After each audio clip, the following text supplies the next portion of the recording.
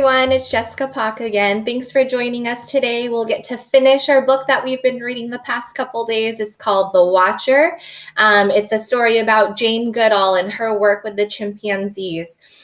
Today's focus, though, is I will identify Y says E and Y says I. So sometimes when you see the letter Y in a word, it makes different sounds, and those different sounds are either E or I.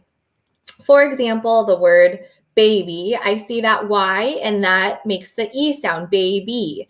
Same with the word puppy. I hear the sound E at the end.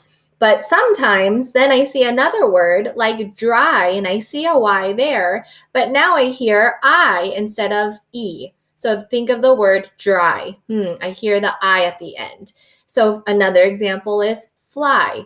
There's a Y, but it says I. So kind of making a chart like this, again, if you're one of my students, hi, and this should be super familiar with you guys. You can always create this on your own too, again, in your journal, scratch paper, or whiteboard like this if you have one, just to follow along with us.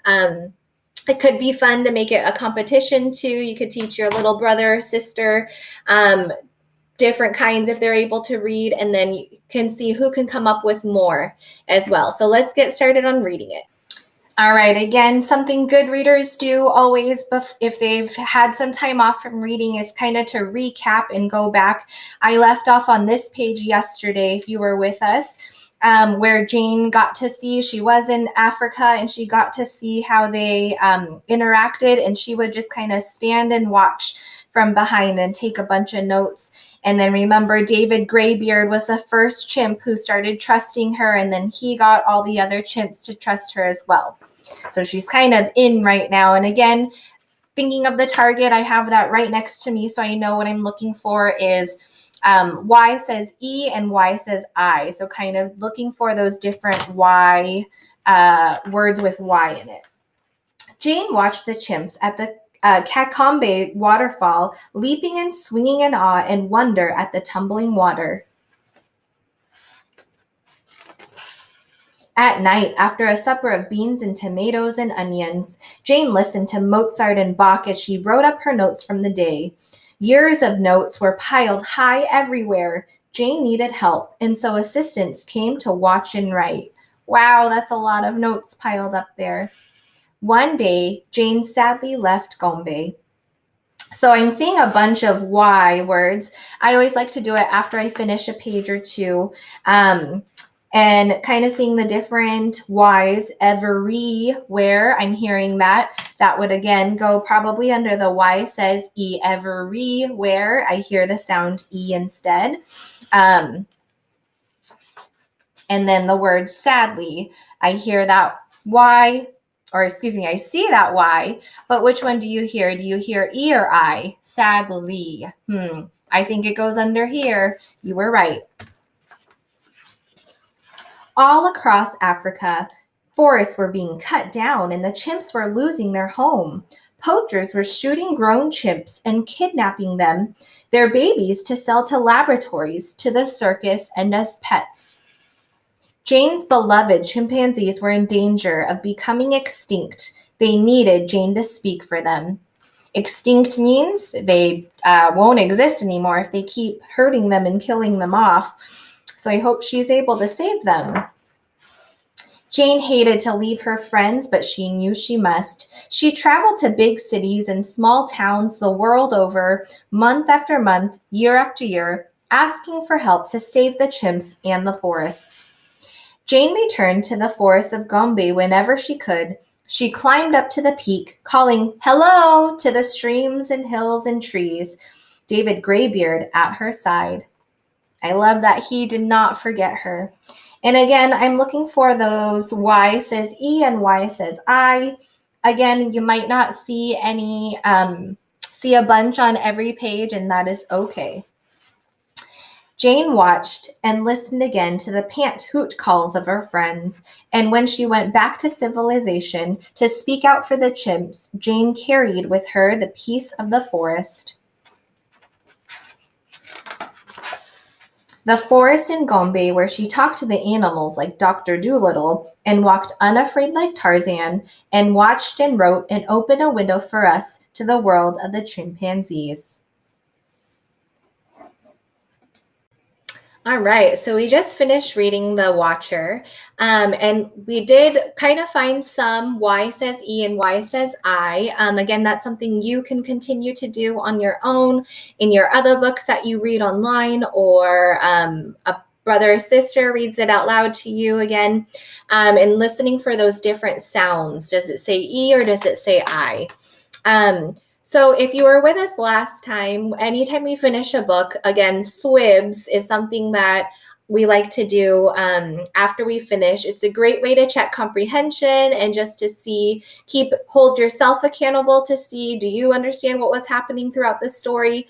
And it's a great way for parents or older brothers or sisters to kind of ask the siblings what was your story about and kind of get that done. Again, with the SWIBs, it's somebody in wanted but so. It's a very quick summary of the story. So I'm thinking of somebody who was the main character in The Watcher. If you are following along with us, that would of course be Jane. Where, do you remember what country she was in? And it's always a great idea to go back to the text. It's not a test to kind of memorize everything. Even getting the specific city and country would be great as well. So I would say in Gombe, Africa. What did Jane want in the story? So thinking of her motivation this time, it's not in the title like I want iguana. What did she want to do? I think, and if you're thinking the same with me and we're able to follow along in the story the past few days, she wanted to study chimpanzees and research them. But, so I'm thinking of the problem, the main problem. Again, there are sometimes little problems that I wanted to connect to the wanted. What did she want to do? She wanted to study them. But what was happening? The main problem, I would say, is probably the chimps weren't coming out at first. They didn't know who she was. They didn't trust her. They were kind of scared. I don't blame them if some crazy different creature was kind of watching me and in my territory. I don't know how I would react. So that was a problem for Jane. So I'm thinking of how those, again, the problem and solution always need to connect when I'm thinking about that. So how did that problem get solved? Did she just give up? Did she just leave? Did she yell at them? She ended up being super patient and eventually earning the trust of the different chimps. So if we were kind of writing this out together or orally, again, you can say this out loud, but I have it written here. Again, a very quick summary. So somebody in wanted but so. So Jane in Gombe, Africa, wanted to study and research chimpanzees, but they were afraid of her. So she had to be patient and eventually they trusted her. A very quick, notice that mine is in a complete sentence, adding in those commas, and I underlined everything that followed up here. So somebody was actually Jane, the main character. So again, that's something you can do on your own. You can always write it in a journal if you want to, or on separate paper, or tell different family members the summary of it. All right, guys, let's finish up this writing process. I have the target up there. I will edit my opinion paragraph by using COPS. And the overarching target that we had was I will use the writing process to write an opinion paragraph. And so that's what we've been doing all week long. If you've joined us, the purple is all the revisions that we already did yesterday. So if you remember the revisions, do you remember the acronym for that? That was ARMS. And A stood for add, or R was remove, M was move, and S was substitute. So today we're using COPS, which is for editing. So I left some mistakes in here that I want to change up before we do our final draft. So editing down here, the C stands for capital letters. O is for order and organization, or being organized. P is for punctuation. That's like the periods, commas, exclamation marks, whatever you have. And S is spelling. I always tell my students that they can guess and go. That is okay if they don't know how to spell something. They can also ask a buddy next to them, the peer, or if they know how to use a dictionary or thesaurus, they can try that as well. So this is the final step before we actually complete our final draft. So you notice, and again, if this was handwritten, which a lot of students do in class, it's messy. There's colored pencils. We always use different colors so we know what different marks we're making. And there's eraser marks and crossing off, and some kids turn their paper upside down and kind of write on the side sometimes. It's okay if the rough draft is messy, it should be. And this is kind of messy too. You see my cross-offs and some words are misspelled, and that is okay. But again, for a final draft, we're going to make that nice and neat afterwards. So let's look at the editing lens. So we're going to kind of change our focus to, hey, I'm going to read this to edit this and make sure this is ready to go to my parents. In my opinion, I believe, and hey, Microsoft Word, thanks for showing that out. I noticed that I spelled this wrong, so I need to change that. Do you know how to spell believe? I'm going to change that color, and it is B-E-L-I-E-V-E. So I'm just fixing the spelling on that. Again, if you had this on paper, you could cross that off or erase it. I always remind my students to double space so that they can write below or above their mistakes, because everyone makes them and that's okay. In my opinion, I believe I am ready to have a pet dog. So I'm kind of rereading as I know this is the final step. So I want to make sure that not only is my spelling and order organization and everything correct, I want to make sure this also makes sense. One reason is because I am responsible in many ways. So at this point, I would probably just delete that or erase that and make sure I have a space in between those. I'm going to delete that right there. From a period to a capital. One example is when we had a pet fish, I fed the fish every single day. I added a little more from yesterday's. You never had to remind me to feed the fish. I just did it all by myself, and that was when I was 6 years old. And I see my punctuation is great there. I'm telling them, holy cow, since I was 6 in kindergarten or first grade. I don't remember when I had a pet fish, but I was so responsible then. And then I'm much older now and more mature. Or I'm much older and more mature now. So I'm just selling myself again to my parents, letting them know I am totally ready for a pet fish. May I remind you, when I was 6 years old, that I did all these things by myself. So I'm totally ready. So again, kind of thinking in your head, hey, I'm really trying to get my parents to be on the same page as I am. So far, I didn't see anything that I had to change capitals or anything. Another reason is I will walk the dog. Do you see any mistakes in there that I should use cops to help me? Do you see it? I'm noticing, hey, does the word dog need to be all capitalized? What do you think? I don't think so. And that's not even a name of a dog. So I'm going to lowercase that and change that to a lowercase. I'm just going to make that red so I know, hey, I made an edit and I was paying attention to my reading.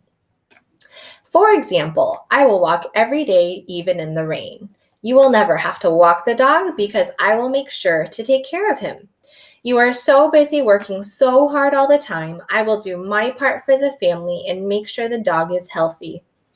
All right, I'm rereading that. Again, trying to tell my parents how responsible I am and how little work they're going to have to do, all the more to try and get them to get me that dog eventually. All in all, these are the reasons I think I should have a pet fish. Dog. So let's fix that up. Can you help me spell think? T-H-I-N-K. There we go. Think. I should have a pet. Remember, I didn't want a pet fish. I already had a pet fish. but sometimes we make mistakes, and again, that's okay. I'm going to take that out so I don't get confused. These are the reasons I think I should have a pet dog. So now you can see, wow, I didn't make a ton of edits. I didn't have that many mistakes. Sometimes you might have more or less, but you can see all in the purple. That's what I did yesterday. I revised it and made it longer and made sure it all made sense. Notice how when I edited today, I started at the beginning and read through. And sometimes students say, oh man, Miss Puck, I've read this so many times. But this is really important. I really want to make sure this is a great piece and that I can look for different things while I'm rereading. So again, with the focus being today that we were editing our opinion paragraph, now we didn't have to worry about revising and adding more words. If you do those all together, that kind of gets really tricky and that gets hard even for adults. So separating it, doing a revision first, focusing on adding, removing, moving, or substituting words and sentences, and then now reading again your paragraph by using the editing lens and thinking of through COPs, capital letters, order and organization, punctuation, and spelling. And now I think I have a great paragraph, but guess what? Unfortunately, we're not quite done yet. I know this is a process. That's why it takes so long, but this is also why you should be so proud because we worked on this since Monday. Remember, we jotted down our basic ideas and did a brain dump and brainstorm and then put it into a graphic organizer, the Oreo, which this still follows, but now it's just nice in a nice, beautiful paragraph. And then we did a rough draft and then we revised and then now we edited. And now the final step is, do you know? It is to write it into complete sentences and a final draft. So you're lucky. I already have one done for us. And let's take a look. Again, see how messy this was. And we kind of try to clean it up, all the colors. And then ta-da, look what we have here. Take a look at the target with me. So the focus for this one was, I will complete my final draft of my opinion paragraph. And hooray, we finally did it. Thanks for joining with me on this. And let's read it one last time. Notice how it looks pretty darn neat right now. And you'd always want to use your best handwriting. In my opinion, I believe I am ready to have a pet dog. One reason is because I am responsible in many ways. One example is when we had a pet fish, I fed the fish every single day. You never had to remind me to feed the fish. I just did it all by myself, and that was when I was 6 years old.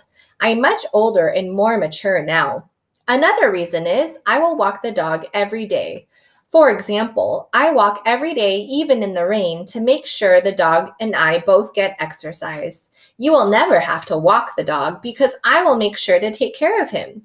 You are so busy working so hard all the time. I will do my part for the family and make sure the dog is healthy.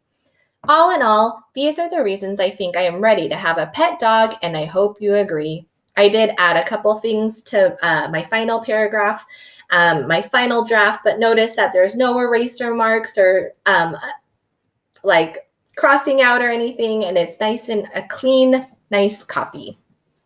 Thanks for doing that with me. Have a great day.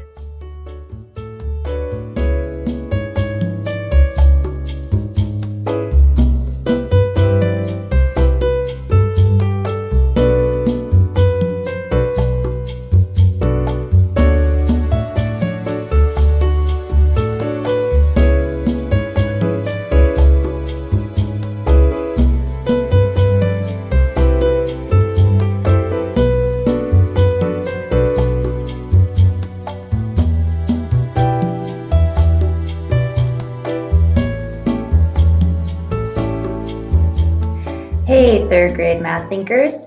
This is Mrs. Nelson here again. This is our last lesson for this week on exploring what multiplication is, what it looks like, and what are some of the different strategies we can use to solve multiplication problems. I am excited today because we are going to take all of the strategies that we have been learning about and practicing and apply them to a real world problem that uses multiplication to solve. So before we get to that, I wanted to just do a quick review. On my whiteboard, I just wrote an example of a multiplication problem at the top. And then underneath it, I wrote and drew some of the strategies that we've talked about and explored this week to show how we could solve this fact using those strategies. So I have 2 times 3 equals blank as our multiplication equation that we're exploring here. And on this first strategy, I'm just showing how we can draw 2 groups of 3 to show that we would have 6 in all. And then on the other side, this is the same kind of picture, except my groups are drawn as rows of 3 in an array. And then underneath that, we have repeated addition, where we're just taking the 2 from our original equation and adding it to itself, repeated 3 times, 2 plus 2 plus 2, which would equal 6. And then at the very bottom, I just showed how we could use skip counting, counting by 2s, to figure out that 2 3s, or 3 groups of 2, would be 2, 4, 6. So that's just a little review of all the strategies we learned. And today we're going to apply at least one of those strategies. You will apply one of those strategies to a story problem on your own. So I'm going to get my whiteboard ready with the problem that we're going to look at first today. And our story problem. And before we read the problem we're going to explore, I first want to remind you that your learning target today is using the multiplication strategies that we've learned to solve a real world problem. So I'm hoping that after we look at one example together, you'll be able to solve a problem like this on your own using at least one of those strategies I've shown you this week. And where our success criteria is here, that's where the strategies are that we've learned. So today, hopefully you can use either drawing equal groups and arrays to solve a problem like this, repeated addition, or skip counting, or more than one of those strategies. Maybe you're feeling ready to try 2 strategies today to check your work. So that's our learning target and our success criteria. And then I also have our little word wall here just to remind you of some of those important vocabulary words that we've been exploring with multiplication this week. So now I'm ready to read my problem. And it says, I am making cookies for my friends. So this is a real situation, right? This is a real life situation that I hope someday that all of us get to be in because I love cookies. And in this problem, it's telling us that I have 5 friends. I want to make each friend 2 cookies. And the question says, how many cookies should I bake? So I'm trying to figure out how many cookies I should bake so that I have enough for all of my friends. So I guess I'm not including myself in this problem. So just making enough cookies so each of my 5 friends can have 2. First, I need to make sure that I remember those important numbers in the problem. So I know 5 is the number of my friends that I'm making the cookies for, and 2 is how many cookies each friend is going to get. So my multiplication equation that I would use to solve this problem could be 5 times 2. And now I want to think about some of those strategies that we learned this week that I could use to figure this out. How many cookies I need to bake in all or in total. First, I'm going to draw a picture because that was the first strategy that we talked about this week. And I like drawing arrays, so that's the kind of equal groups picture I want to draw. I think I want to draw 5 rows of 2. So there's 1 row of 2, 2 rows, 3 rows, 4 rows, and there's 5 rows of 2. Right away, I could just count up all those little dots, and I think I'm going to do that. And I see that I have 1, 2, 3, 4, 5, 6, 7, 8, 9, 10.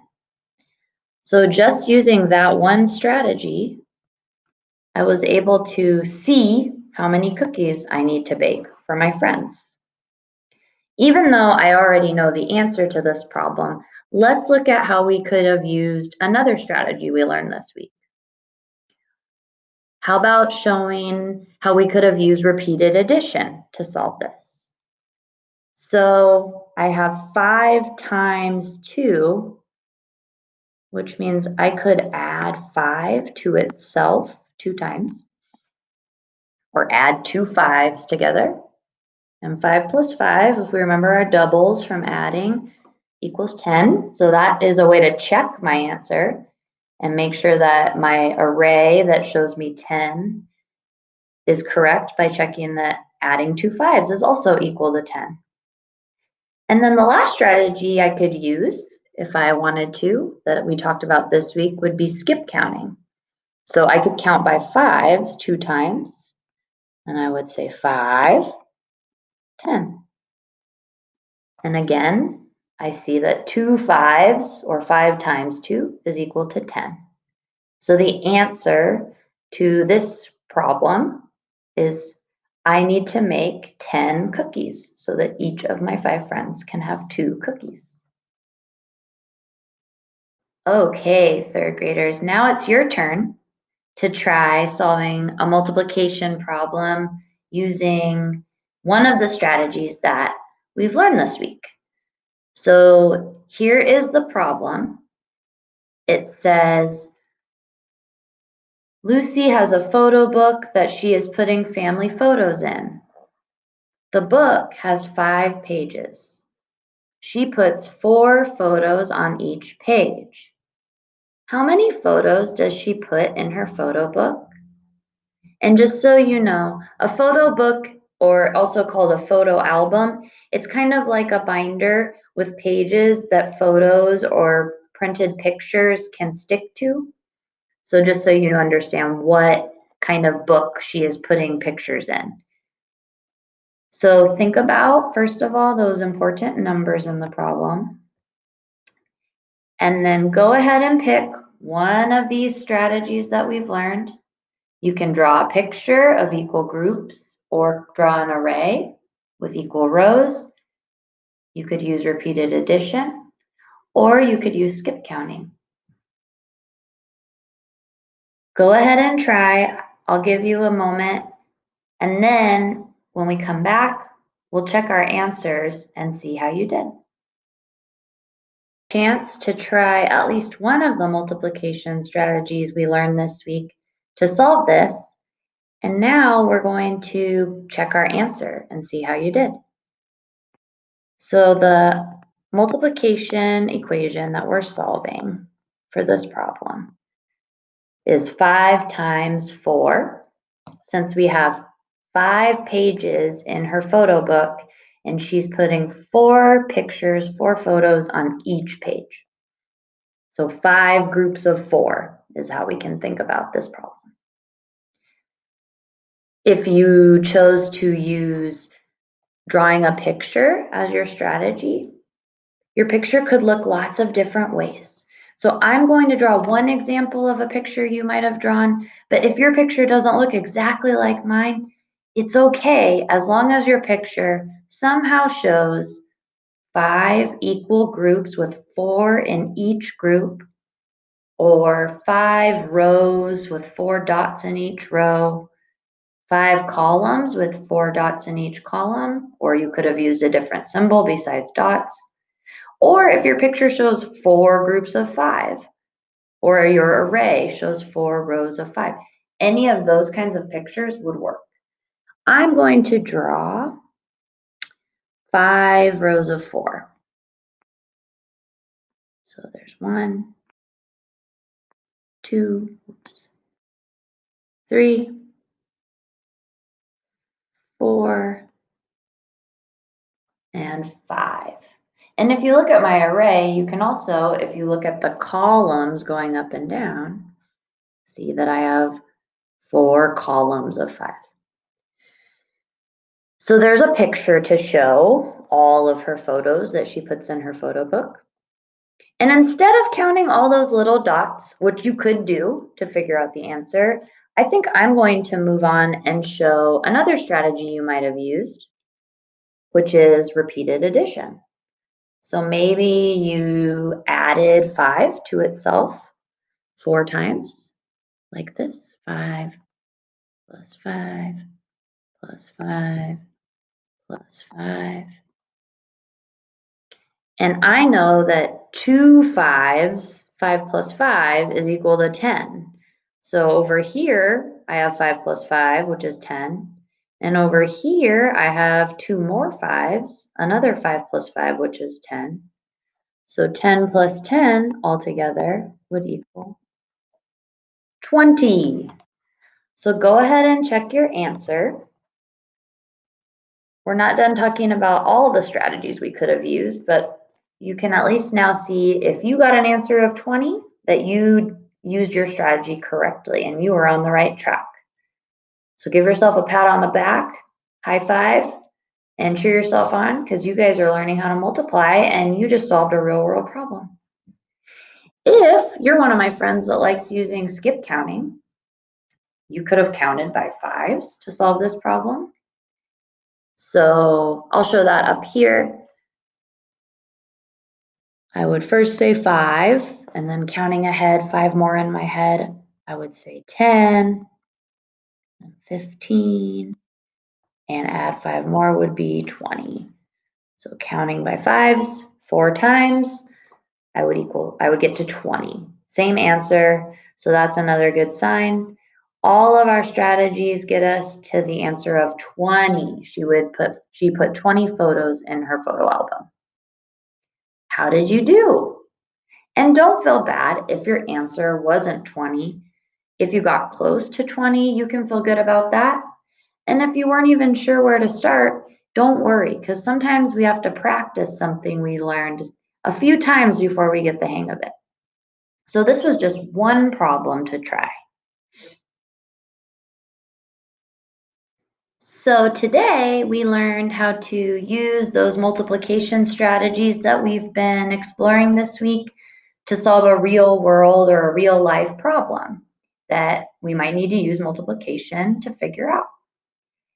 As you get ready for next week, keep practicing how to solve multiplication facts using pictures of equal groups or arrays, repeated addition, adding one of the numbers repeatedly to itself, or skip counting, counting by 2s, counting by 5s, counting by 10s.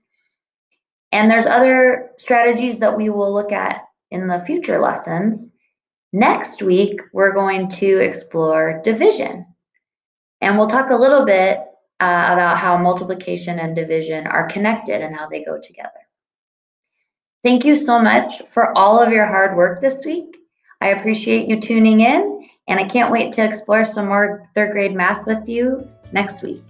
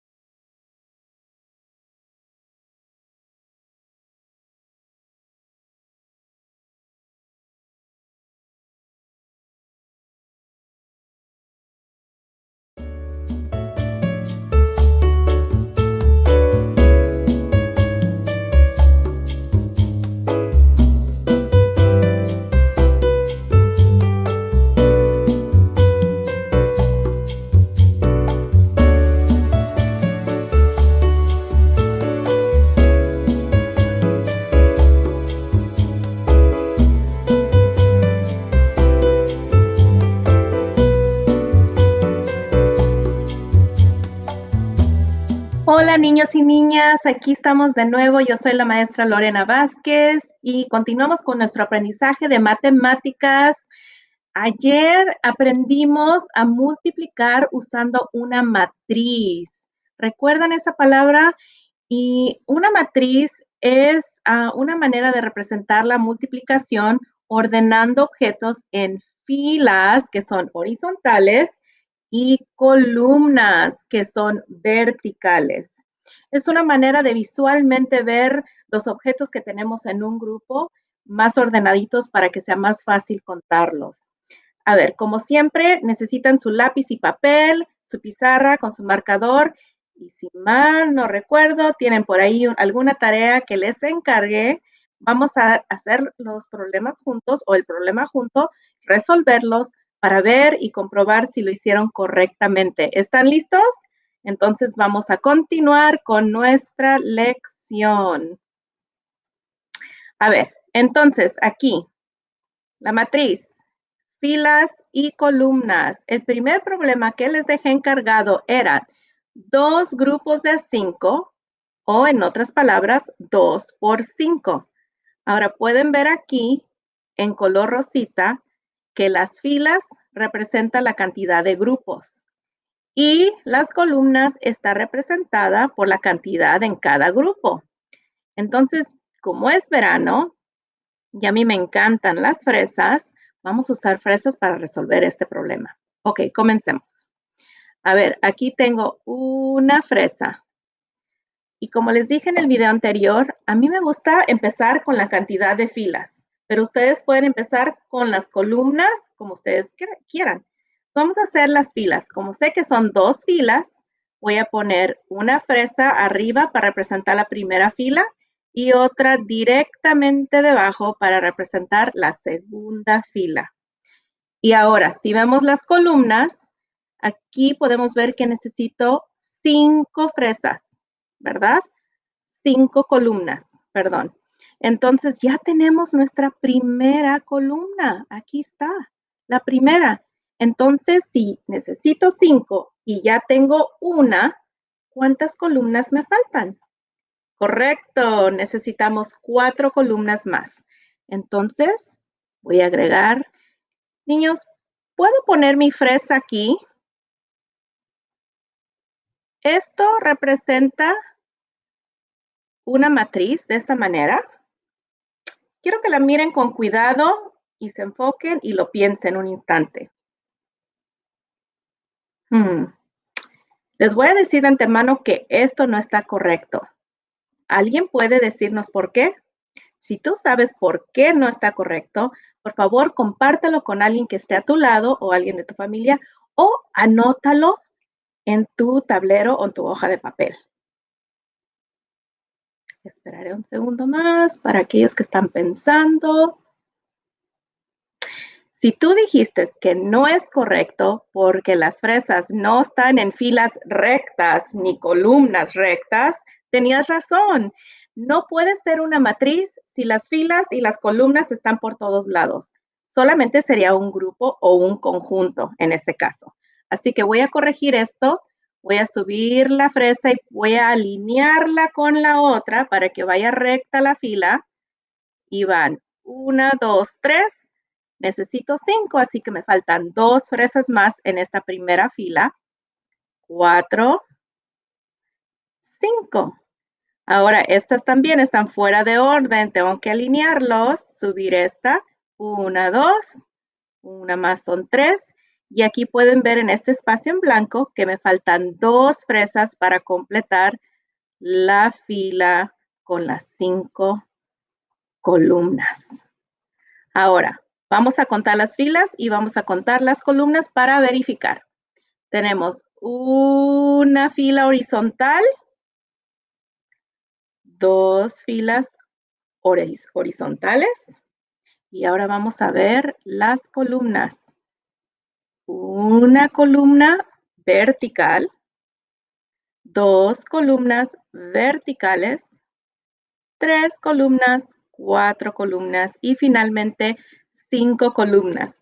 Entonces, si tu dibujo se mira similar al mío ya sea que hayas usado piedritas, frutas, círculos, puntos, líneas, pero que estén en filas y matrices y que sean 2 y 5, entonces hiciste tu tarea correctamente. Nada más nos falta ver cuál es el producto. ¿Cuántas fresas hay en total? Entonces tenemos que agregar esto. Aquí tenemos 2 por 5 igual a... ¿saben qué? Yo ni necesito contar porque yo ya sé que aquí hay 5 y aquí hay 5 más. Entonces 5 más 5 son 10. Súper fácil. Y también sé que si quiero contar de 2 en 2, 2, 4, 6, 8, 10. Así que el resultado es que 2 por 5 es igual a 10. ¿También conseguiste la misma respuesta? Muy bien. Vamos a continuar con la segunda parte de la tarea que viene siendo, otro problema, 6 grupos de 3 o en otras palabras, 6 por 3. Yo ya comencé esto para hacerlo un poquito más rápido. Aquí ya tenemos, vamos a ver, una fila, 2 filas, 3 filas. ¿Y cuántas columnas tenemos? Una columna, 2 columnas, 3 columnas. Entonces parece que las columnas ya está completo porque solo necesitamos 3, pero aún nos faltan grupos o filas. Si tengo 3 y necesito 6, ¿cuántas me faltan? Vamos a ver, 3, 4, 5, 6. Me faltan 3 filas de 3. Así que voy a usar esta. Vamos a ver esta fila de aquí. Una más. 2 más. Y 3 más. Y ahí tienen su matriz que muestra 6 filas. 1, 2, 3, 4, 5, 6 filas y 3 columnas, o sea, grupos de a 3. Entonces, ¿consiguieron el resultado? ¿Cuántos son 6 por 3? 6 por 3 son igual a... ¿cuánto es el resultado? Igual, 6 grupos de 3. Vamos a contar de 6 en 6, de 3 en 3, o podemos simplemente contar los objetos, en este caso los círculos. 1, 2, 3, 4, 5, 6, 7, 8, 9, 10, 11, 12, 13, 14, 15, 16, 17, 18.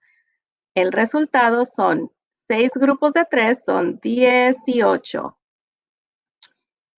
Pero ¿por qué puse aquí 6 por 3 igual a algo por algo? Aquí nos faltan unos factores.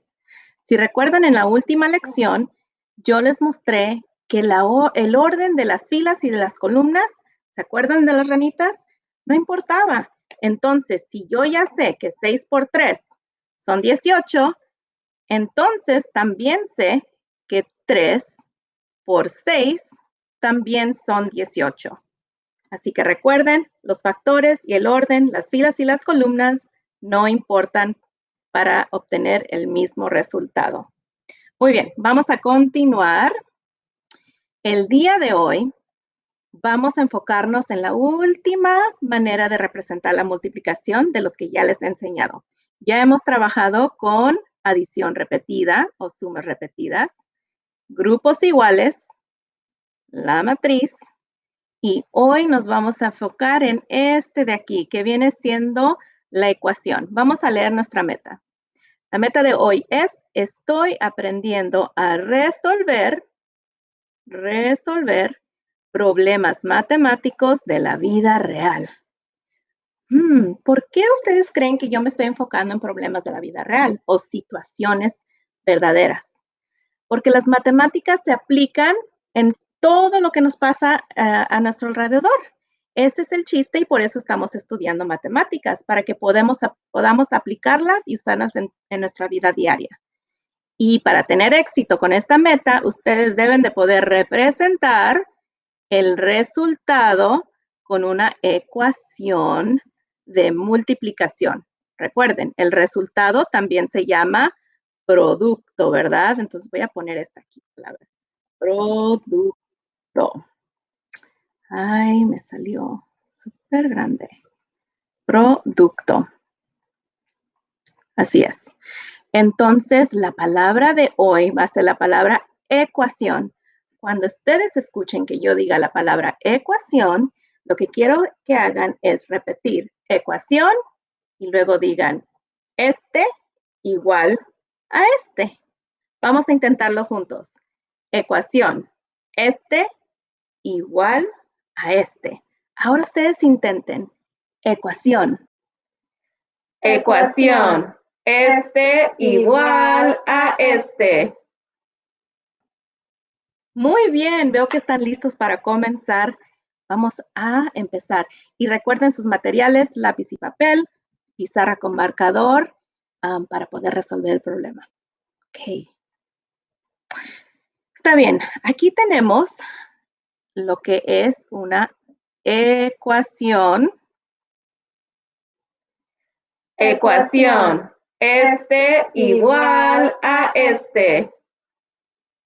Ah, casi se olvidaban. Y vamos a tener una situación, un problema de la vida real. No decimos problema porque estamos tratando de encontrar un resultado o una respuesta, pero realmente es una situación verdadera que podemos todos vivir. Entonces vamos a leerla juntos para poder representarla con una ecuación de multiplicación. Vamos a ver. En un cumpleaños, cuando tiraron la piñata, 3 niños lograron recoger 5 dulces cada uno. ¿Cuántos dulces recogieron en total? Niños, ¿ustedes han estado en un cumpleaños? ¿Han tenido la oportunidad de golpear la piñata? Es muy divertido, ¿verdad? Pues en esta situación tenemos un cumpleaños en donde en la piñata había 3 niños. Vamos a subrayar esa información importante, 3 niños. Y cada uno de esos niños lograron recoger 5 dulces. Esta es una palabra clave en la multiplicación. Las palabras cada uno. Quiere decir que cada uno teniendo 5, todos obtuvieron la misma cantidad. Y recuerden que la multiplicación tiene que ser grupos iguales. Entonces es una palabra clave cuando estén resolviendo este tipo de problemas. Si 3 niños lograron recoger 5 dulces cada uno, ¿cuántos dulces recogieron en total? Otra palabra clave, total. Total significa que vamos a juntar las cantidades de los 3 niños. Así que vamos a ver, como sabemos que tenemos que usar una ecuación. Ecuación. Este igual a este. Primero vamos a usar todo lo que hemos aprendido esta semana y vamos a dibujar grupos iguales o una matriz o suma repetida para ayudarnos visualmente a resolver este problema. Para mí, yo prefiero grupos iguales, entonces voy a empezar con los grupos. Tengo 3 niños y cada uno 5 dulces. Aquí voy a dibujar, niño número 1 representado por un círculo. Niño número 2, otro círculo. Y niño número 3, otro círculo. Entonces yo ya sé, porque puedo leer el problema de nuevo, que cada uno lograron recoger 5 dulces. Entonces, mágicamente yo ya tengo unos dulcecitos aquí al lado. Así que cuenten conmigo los dulces que cada uno recogió. Vamos a ver. 1, 2, 3, 4, 5. Niño número 1, 5 dulces. Y niño número 2, 1, 2, 3, 4, 5. Es importante que todos tengan la misma cantidad, por eso dice cada uno. Y niño número 3, 1, 2, 3, 4 y 5. Entonces, aquí tengo mis 3 grupos de 5 dulces cada uno. Entonces, yo sé que yo puedo representar esta ecuación como, 5 más 5 más 5. ¿Cuántos dulces recogieron en total? O sea, todos juntos, combinados, porque recuerden que la multiplicación, como les conté en el primer día, es combinar o juntar grupos iguales. Vamos a contar 3 veces de 5 en 5. 5, 10, 15. El resultado en este caso son 15 dulces. Es igual a 15. 15 dulces. Ahora, ¿ya terminamos? No, las instrucciones dicen que tengo que usar una ecuación. Muy bien, niños, así que falta esa pequeña parte. Aquí tengo una ecuación y yo sé que necesito poner, ¿cuántos grupos eran? Un grupo, 2 grupos, 3 grupos. Tengo 3 grupos, 3, y cada uno por 5. Y ya sabemos que el resultado es igual a, correcto, 15 dulces. 15 dulces recogieron en total. Muy bien. Ahora pueden ver cómo combinamos todas las estrategias para poder resolver problemas o situaciones de la vida real. Espero que sí. Pero no hemos terminado aún porque, como saben, ya es de costumbre, tienen tarea el día de hoy. Vamos a ver.